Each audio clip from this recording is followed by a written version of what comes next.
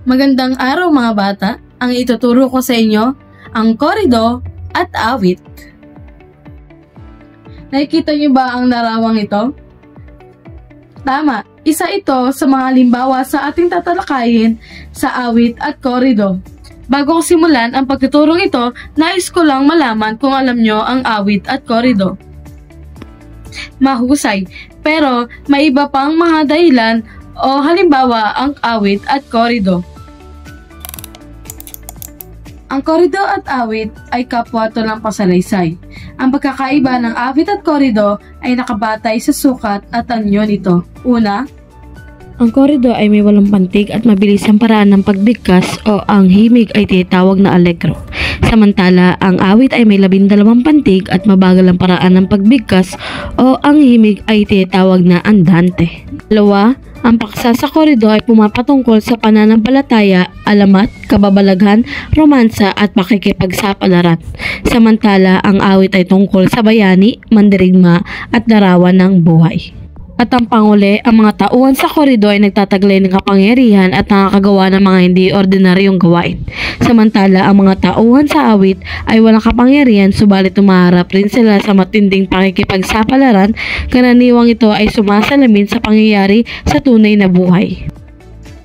at ang halimbawa naman ng korido, ang Ibong Adarna at ang Prinsipe Orintis ni Jose de la Cruz. Samantala, sa awit naman ang Florante at Laura ni Francisco Balagtas at ang buhay ni Sigismundo. Pagtapos nating pag-aralan ng awit at korido, ako naman ay may inihandang interactive game na tanong ko, sagot mo. Una, ilang pantig meron ang korido? Tama, 8. Pangalawa, ilan namang pantig meron ng awit? Tama, 12. Pangatlong tanong, saan naman pumapatungkol ang awit? Magaling! Ang awit ay tumutungkol sa bayani, mandirigma at larawan ng buhay. Tayo naman ay dadako sa ating ibang aktibidad.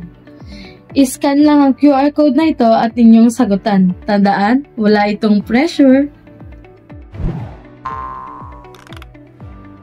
Mahusay! Nag-enjoy ba kayo?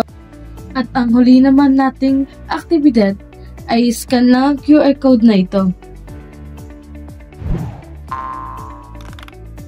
Kayo ba ay nag-enjoy sa ating palaro? Tama. Tandaan lamang ang ating mga natutunan dito. Sana marami kayong natutunan sa aking pagtuturo at nasiyahan kayo sa ating aktibidad na ginawa. Maraming salamat.